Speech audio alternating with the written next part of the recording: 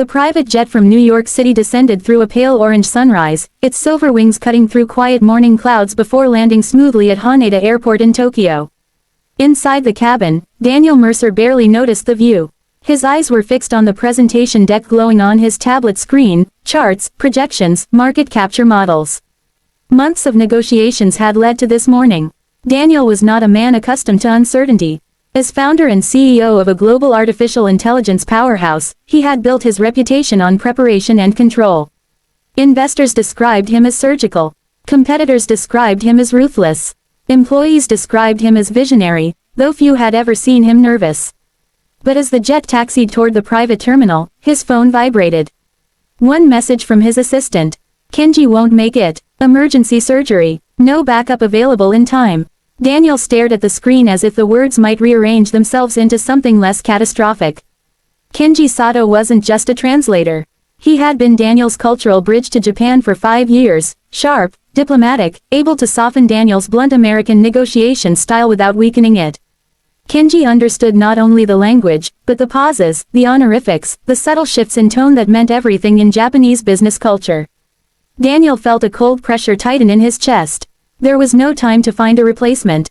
The board of Takeda Robotics was expecting him within the hour.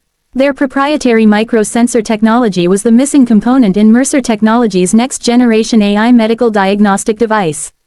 Without Takeda's supply agreement, production would stall. Competitors in Germany and South Korea were already circling. This deal wasn't optional. It was essential. An hour later, Daniel entered Takeda Robotics headquarters, a sleek glass tower overlooking Tokyo Bay. The lobby gleamed with minimalist elegance, polished stone floors, indoor bamboo installations, the faint scent of green tea in the air. Precision and calm radiated from the architecture itself. He adjusted his cufflinks and forced composure over the panic rising beneath his tailored suit. The boardroom doors opened quietly. 7 executives sat along one side of an elongated walnut table.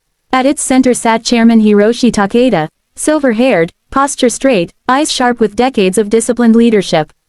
Daniel bowed slightly, mimicking what he had practiced many times before. The chairman spoke first, in smooth, formal Japanese. Daniel caught none of it. He smiled politely and nodded, hoping the gesture conveyed professionalism rather than confusion. He responded in English, thanking them for their hospitality and expressing enthusiasm for collaboration. His words landed in silence. One executive whispered to another. Documents were slid across the table. Daniel's stomach sank. Every page, dense Japanese text. Technical specifications, legal clauses, financial breakdowns. He flipped through them slowly, buying time. His pulse pounded in his ears. I apologize, he said carefully. Would there be English versions available? A younger executive responded in Japanese, apologetic tone, Daniel assumed, but no English followed. The chairman spoke again, voice measured. Daniel understood only one word, translation. He forced a tight smile. Minutes dragged into a strained eternity. Daniel tried using a translation app on his phone beneath the table, but the complex technical vocabulary rendered awkward, incomplete phrases. When Takeda's CTO began explaining production tolerances, Daniel misinterpreted a number and confidently responded with a counter-proposal that made the room go noticeably still. He had suggested increasing output speed by 20%. The executives exchanged glances. The chairman's polite smile thinned almost imperceptibly. Daniel realized too late that he might have unintentionally implied their current standards were insufficient. Heat crept up his neck. For the first time since founding his company in a cramped Brooklyn office 15 years ago, Daniel Mercer felt exposed. Not outmatched intellectually, but unable to access the conversation. The chairman finally suggested a brief recess. Daniel stood, bowing again, and walked out with controlled steps that only barely concealed the storm inside him. Once the doors closed behind him, he exhaled sharply. This was a disaster. Stock analysts were already speculating about the partnership. News leaks had inflated expectations. If he returned to New York without a signed agreement, the market would punish Mercer Technologies within hours. He needed air. The building's lobby cafe offered quiet refuge. Morning sunlight streamed through tall windows. Executives and engineers sat with laptops, murmuring softly over porcelain cups. Daniel approached the counter. Black coffee, he said, voice lower than usual. The young woman behind the counter looked up and answered in fluent English. Of course. Would you like it strong? Our Ethiopian roast is very bold. The ease of her pronunciation caught him off guard. Yes, he replied automatically. As she prepared the drink, she glanced at him with subtle curiosity. Big meeting upstairs. He gave a short laugh without humor. That obvious. You look like someone trying to solve a puzzle without all the pieces, she said gently. He studied her more closely now. Mid-20s. Intelligent eyes. Her name tag read Aiko. There was confidence in her posture that didn't quite match the simplicity of the cafe uniform. I'm meeting with Takeda Robotics, he admitted. She nodded knowingly. The sensor integration partnership. His eyes narrowed slightly. You follow corporate mergers. I studied international business at Waseda, she said modestly. I had to pause my studies last year. Family reasons. Waseda University. Prestigious. Daniel felt something shift. You speak English very well, he said. My mother is Canadian. I grew up bilingual. For a moment, neither spoke. Upstairs, 7 executives were waiting. Downstairs, a possibility stood holding his coffee. Daniel hesitated only briefly. Pride had no place in billion-dollar negotiations. Aiko, he began carefully, this is highly unusual, but I'm in urgent need of a translator. My colleague had a medical emergency. Would you be willing to assist in the meeting upstairs? Her hands paused slightly on the counter. You mean, now? Yes, I will compensate you properly. This is confidential, of course. She studied his face, not with awe, but evaluation. You understand that Japanese corporate negotiations rely heavily on nuance? She asked calmly. It's not only language. I'm beginning to realize that, he admitted. Silence stretched between them. The quiet hum of espresso machines filled the space. Finally, she removed her apron slowly. I can help, she said. Relief flooded him so suddenly he nearly showed it. You may be saving me from a very expensive mistake, he said. A faint smile touched her lips. Let's make sure we save both sides from one. Together, they walked toward the elevator. As the doors closed and the car ascended toward the boardroom floor, Daniel felt something unfamiliar, hope born not from strategy decks or financial leverage, but from an unexpected ally in a cafe downstairs. For the first time that morning, the panic in his chest eased. The meeting was not over. It was about to begin again. The boardroom grew still when Daniel re-entered, this time with Aiko walking half a step behind him. Conversation softened into polite silence. The executives' expressions revealed surprise, but also curiosity. Chairman Hiroshi Takeda's eyes rested on Aiko for a long moment. Daniel spoke clearly. This is Aiko Tanaka. She will assist us with translation. Aiko stepped forward and bowed deeply, far more formally than Daniel ever could. She introduced herself in precise Keigo, honorific Japanese reserved for high-level corporate settings. Her tone was respectful yet confident, striking exactly the right balance between humility and authority. The shift in the room was immediate. Chairman Takeda responded with approval in his voice. He gestured for the meeting to resume. As discussions restarted, Aiko translated with remarkable clarity. She didn't rush. She listened fully, allowed speakers to finish their thoughts, then conveyed not just their words but their intent. When Takeda's CTO described the microsensor's tolerance range and failure thresholds, Aiko carefully explained the significance to Daniel in technical English that matched his expertise.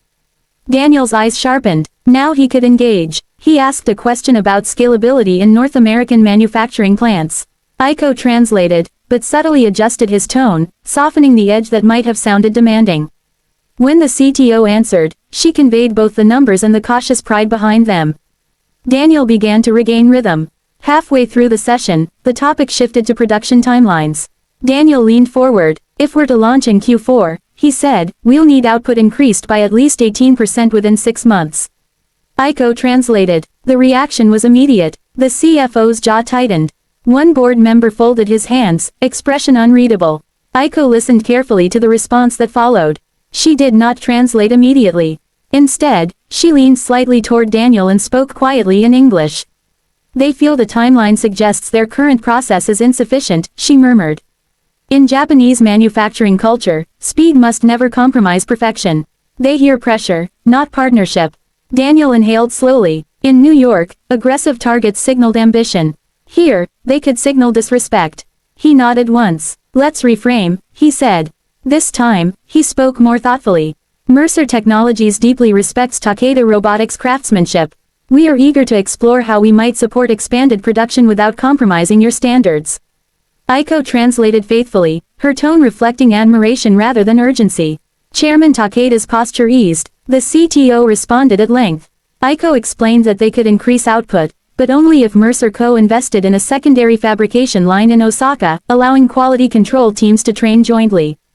Daniel recognized opportunity where he might previously have seen resistance. That is reasonable, he replied. The negotiation evolved from tension into collaboration. Later, financial structures were discussed. Daniel proposed an exclusivity clause that would prevent Takeda from supplying similar sensors to competitors for 5 years. The CFO responded with a measured but firm explanation. Aiko translated carefully, then added context quietly for Daniel. They are concerned about innovation stagnation. Exclusivity may limit their research partnerships. It feels restrictive. Daniel tapped his pen thoughtfully. In Silicon Valley, exclusivity was power. But here, autonomy equaled honor. What if exclusivity applied only to this specific medical integration model, Daniel suggested, while allowing Takeda full freedom in unrelated developments. Aiko relayed the proposal. Murmurs circled the table. Chairman Takeda asked a question that carried layered meaning. Aiko's translation came slowly, deliberately. He asks whether Mercer sees Takeda as a supplier, or as a technological equal. The room stilled. Daniel understood the weight of that distinction. He removed his glasses and placed them on the table. As a partner, he said firmly. An equal. Our success depends on shared innovation. Aiko translated. Chairman Takeda studied Daniel's face for a long moment. Then, slowly, he nodded. The dynamic shifted again, this time decisively. Legal teams entered with revised clauses. Numbers adjusted. Percentages recalculated. Aiko moved seamlessly between English and Japanese, navigating technical language, financial terminology, and cultural nuance without visible strain. Hours passed unnoticed. At one critical moment, a misunderstanding nearly derailed progress. Daniel believed Takeda was requesting a higher upfront capital investment than agreed. His expression darkened. Before tension escalated, Aiko clarified. They are not asking for more money, she explained softly. They are requesting a phased structure to protect both sides from currency fluctuation risk. Daniel paused. That changed everything. He nodded, allowing her to convey a revised acceptance that acknowledged their prudence rather than challenging it. Finally, as afternoon light stretched across the boardroom floor, the final contract draft was placed before both leaders. Silence settled. Chairman Takeda spoke first, voice calm but resonant.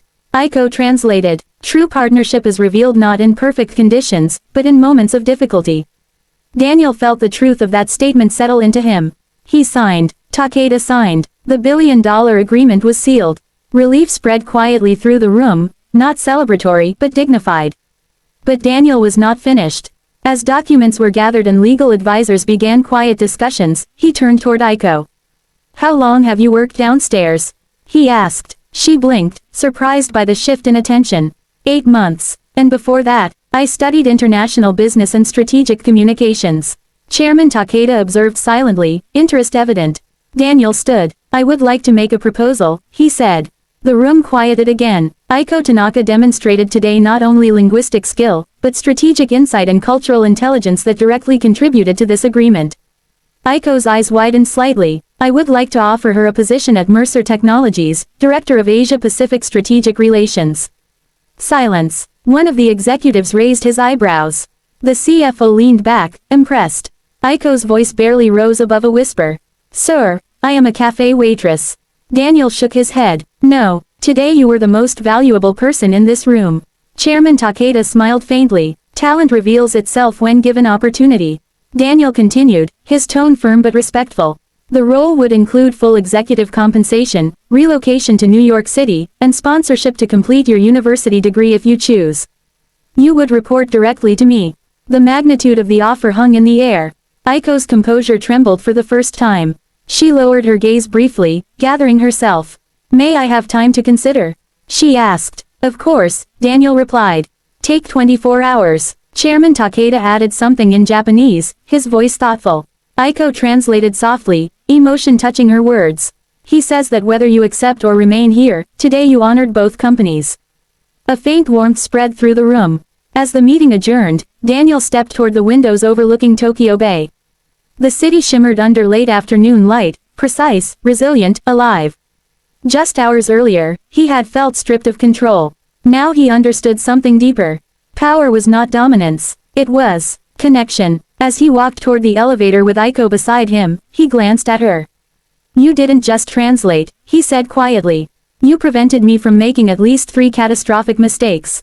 She allowed herself a small smile. "You listened. That's rarer than you think."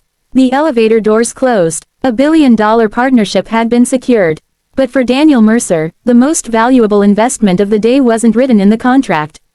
It was standing beside him, proof that leadership sometimes requires humility, and that brilliance can appear in the most unexpected places.